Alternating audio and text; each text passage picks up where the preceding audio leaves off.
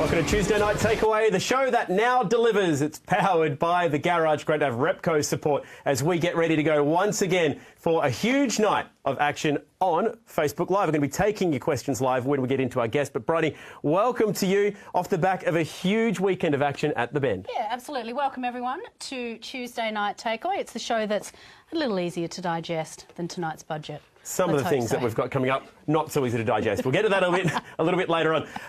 Wicked weekend of racing at the Bend. What have we got coming up tonight? Plenty coming up tonight, Chad. Let's take a look at what's on the menu. We're going to chat to recent race winner Andre Heimgartner, talk to Cam Waters about what's under his roller door and what's got Larco all revved up this week. We are going to find out not too shortly. He doesn't look that revved up. He looks more relaxed than anything else there, but we love Larco's rants. It's going to be coming up a little bit later on. But like we said, wicked action at the Bend, the OTR Super Sprint, 3 races, plenty of action on track, plenty of different results as well. It was Shane van Gisbergen extending the championship lead, but it didn't play out that way on the racetrack. Let's check out our Boost mobile highlights from an awesome weekend away in South Australia under tricky conditions as well. So Saturday action, race 9, different pole sitter, Andre Heimgartner. Could he convert from the pole?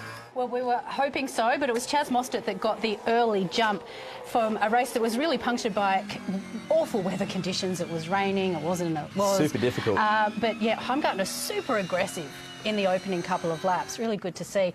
Splitting the Shell V-Power racing teams. Anton De Pasquale taking the race lead, as he said, for about 2 seconds, I think he said after the race, which was pretty cool. How about that? That's a close moment in pit lane that was investigated after the fact, but no penalties handed out. Key moment, this one. The Ned Racing Mustang back out into traffic, contact in pit lane, and Andre was given a 5-second penalty for that one. Greeted the checkered flag with a gap of over 5 seconds, though, so took his first win in Supercars. A really special moment. Great for Kelly Grove Racing. New ownership structure goes straight to Brenton Grove to celebrate right there. Fast forward, sunnier action on Sunday, and a great start to the Shell V-Power boys. Anton's first pole award, but behind them, chaos. Oh, here we go. Turned into a bit of a mess, didn't it, on the opening lap? There was most of the field involved in some way or another. Only very few escaped unscathed. But yeah, Chaz, Cam Waters coming together again. Wasn't over there. Watch this. A few cars into it. Percat gets turned around at turn 6. Chaz tries to sneak through. Whack, just grabs the edge of Nick Percat. And have a look at the damage on the back of Cam Waters. Incredibly, they got that car back out on track, but they just missed the window for where they could be classified to get some points. Pit stops, they ran long with Shane van Gisbergen in the first stint of that race, which meant that he made up a ton of spots on the road and was able to finish third behind the 2 Shell V-Power cars. Dr. Ryan Story making his return to the racetrack, which is really cool. The team's first win in some time and a 1-2 to boot. Yeah, fantastic for Anton De Pasquale, and hoping that he might have made it 2 from 2 on Sunday, but it wasn't to be. Unfortunately, engine problems for the 11 Shell V-Power Mustang, so he was forced to finish his race in pit lane. Yeah, usually bulletproof engines. That's the second time it's happened to Anton this year, so a concern there to get sorted in time for Winton. Race winner on the Saturday, but into the action here with Mark Winterbottom on the Sunday. Frosty going for a spin at turn 3. Kept the boot in it to try and keep the Irwin car from sliding back into the traffic. Pit stop time. These guys are pretty slick come at least the Sunday action, and the rejoin was tight between Cam Waters, who was in the box seat. Great fight between these two all the way to the checkered flag. Yeah, it was fantastic. Obviously, Cam Waters, his last race win was at the Bend Motorsport Park in 2020, and he managed to hang on and claim another race win for himself and the Monster Energy Racing team, Shane van Gisbergen in second. What a burnout. We've become used to this from Cam Waters, haven't we? Decent skid. I love that he got lost in the burnout and had to find his own way back. Also like that in Pertec Victory Lane, parked that car on the one, celebrated with the team and got the job done. We are going to be checking in with him shortly for what's under the roller door, but we've also got Andre Heimgartner coming up a little bit later on as well. So if you've got some questions for Andre or Cam, hit them up in the comments section right now. So plenty of winners from the weekend, Bronnie. Plenty of winners, and where there's winners, unfortunately, there has to be losers. Yes.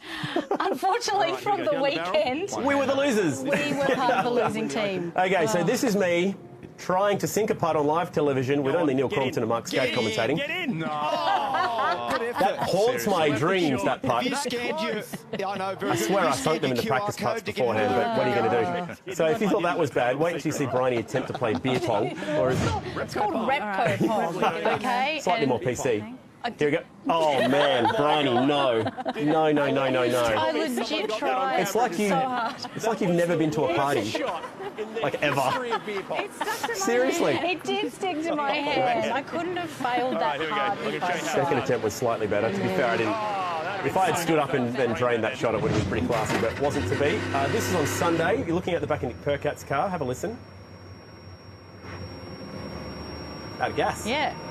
Not going anywhere. Well, the only reason it's going somewhere is because teamwork makes the dream work, and Todd Hazelwood giving his Matt Jones Racing teammate a lift back. And here's a word of warning for you guys. Anyone using a GoPro, don't forget, I should say, to turn it off before you go to the bathroom. Helmet cam getting us unprecedented access to the men's room at the Bend.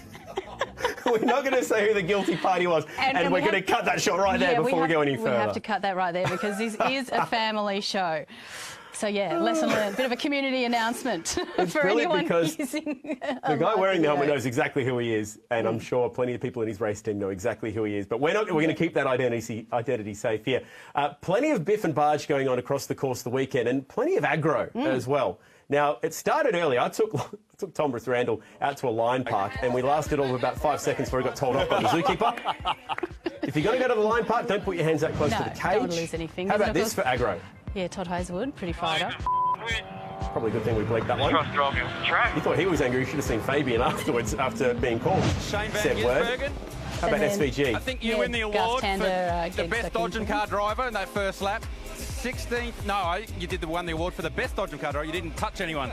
Don't get teary with me. And then the team boss, Roland Dean. Have a listen to his pit stop advice.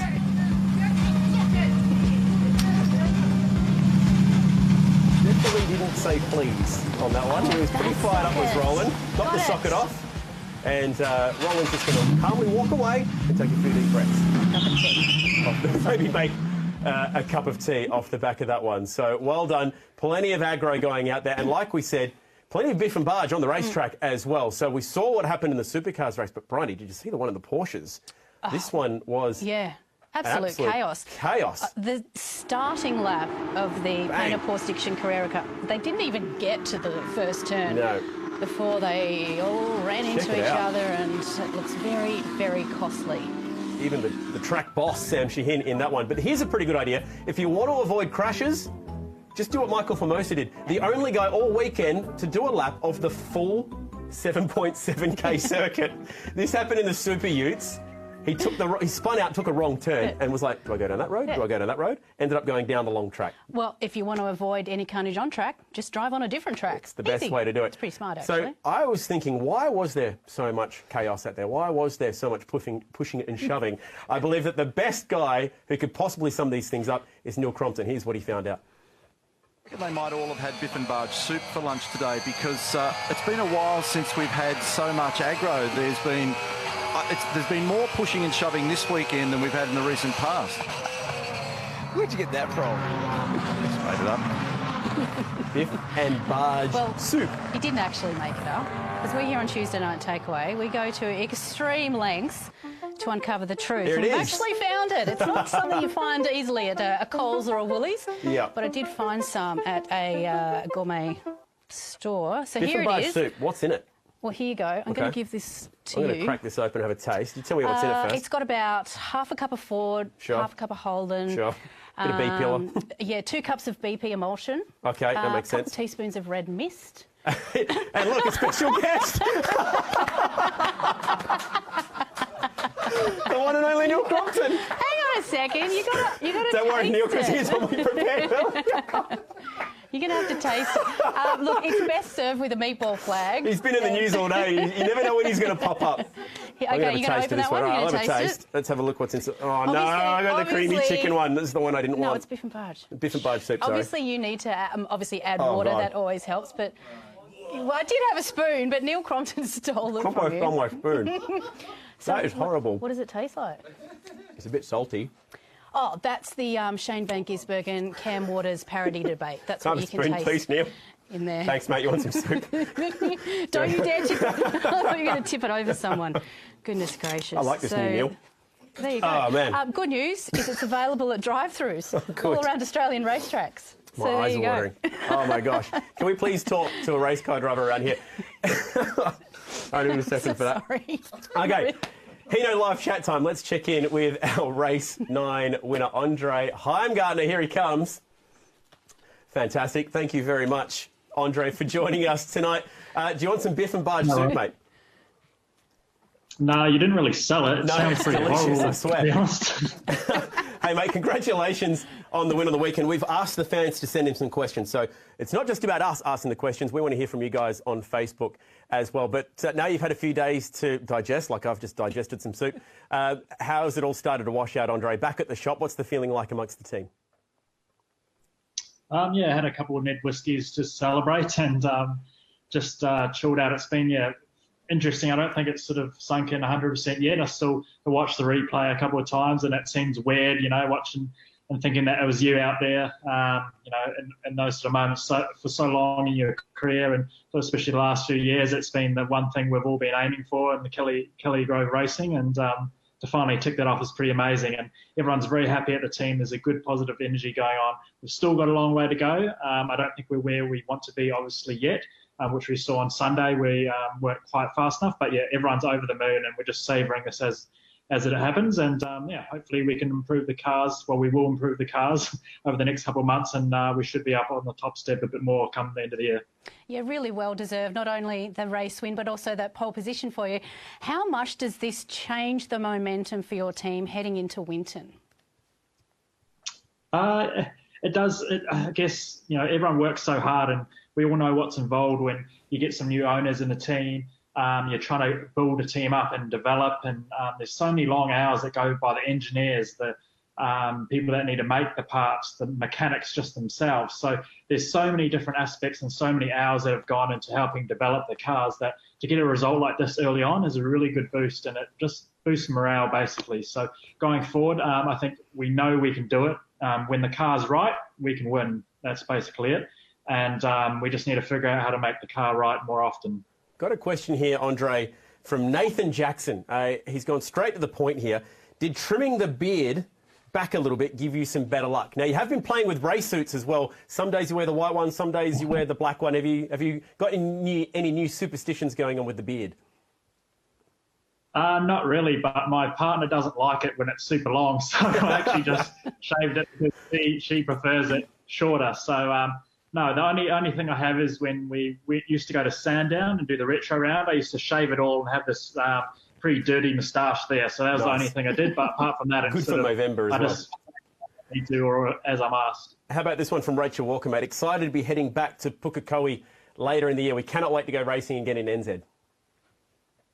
Yeah, it's going to be great. I think hopefully the border stays open and we're able to go back. And the main thing for me is my family. They haven't seen a race for, it'll be nearly 2 years come when we go there. So it's going to be amazing to have my family there, have that support. A lot of people obviously all the people that race and live in Australia, they're able to have their families go to events and have their support like that, where, me, Shane, haven't had that for, over a year now. So, that's what I'm really looking forward to. And I'm sure Shane is as well.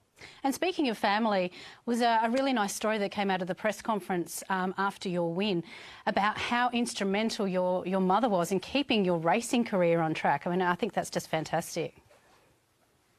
Yeah, she's amazing, Mum. She's goes 110%.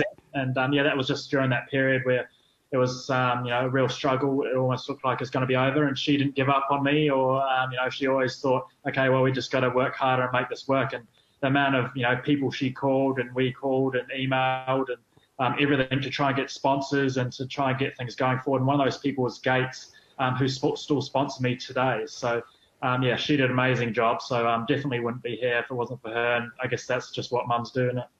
Fantastic. One last question. Obviously, you did win despite a 5-second penalty. Wondering how your team boss, Todd Kelly, broke the news to you, especially after our old mate Chad gave him a bum steer. Let's have a look at this. No. We don't know when to tell him or if they've already told him, or, whether we should leave it a bit later and let that gap organically grow. But, hopefully he's good for it. Did you hear 5 seconds or 10 seconds? I heard 10. It's 5, sorry, I'm hearing my head. Sorry, I heard it wrong. I was in pit lane at the time. It is 5. I apologise. Did you hear 5? I'm hoping you heard 5 and you didn't tell your 10 accidentally. No, we had a good laugh about that. We're talking about it later that night, and he's like, Jesus, I got bloody bumps there. I had a bloody heart attack for a second. That was my fault. Sorry about that. Well, I maintain that if it was 10 seconds, you could have won anyway. I reckon you were We've that decided fast. what we're going to do now is the pit reporters are going to hand out the penalties. At random. So they're going to go, it's 10 seconds, sorry, you've got a penalty. But the good news is it's only 5 seconds. So we're actually going to...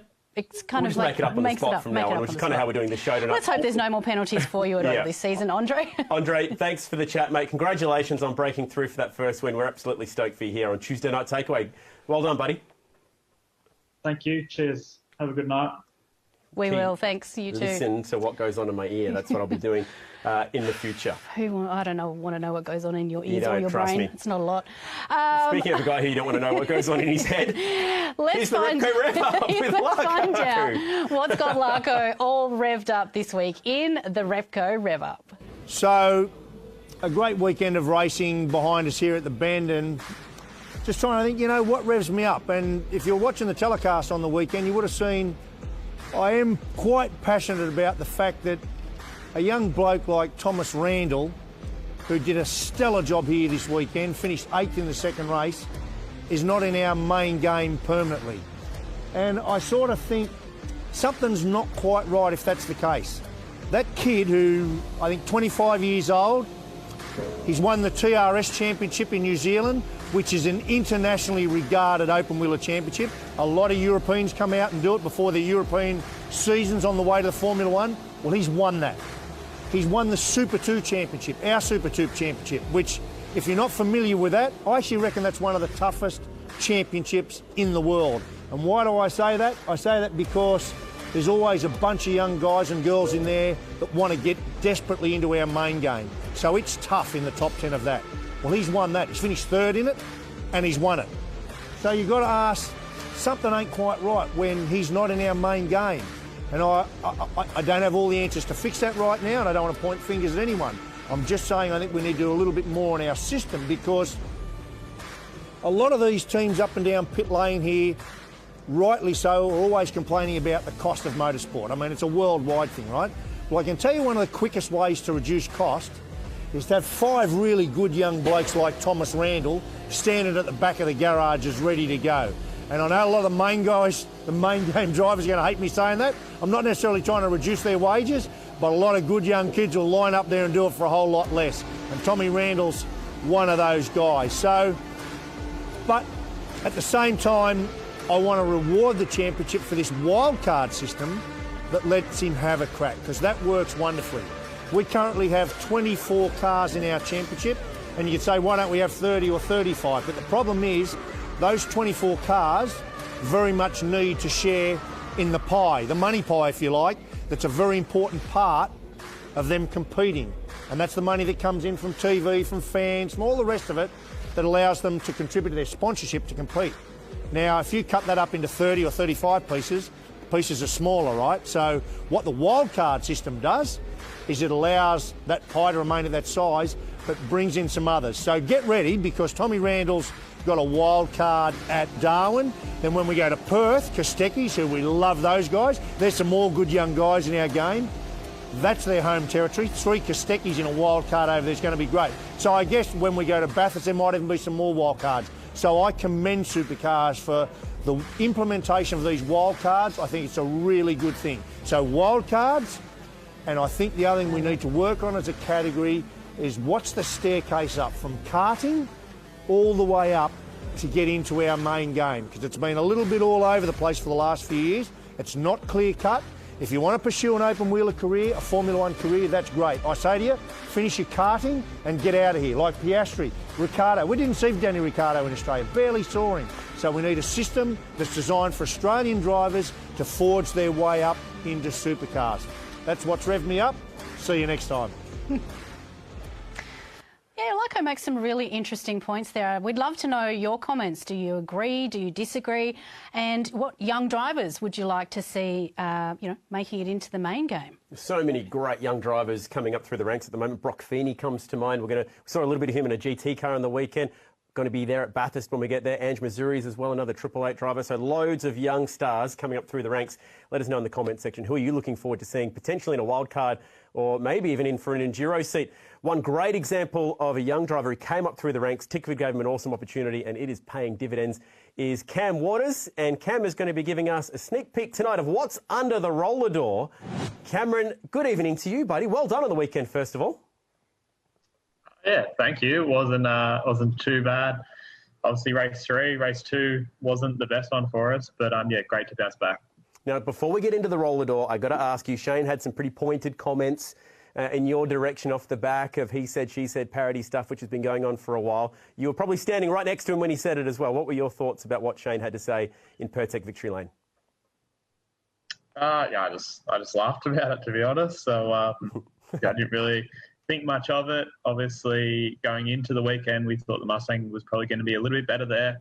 And yeah, it was. But saying that, I think Shane probably still had the quickest car on the Sunday. I just had a, clean air in front of me, and he had to put up with my dirty air.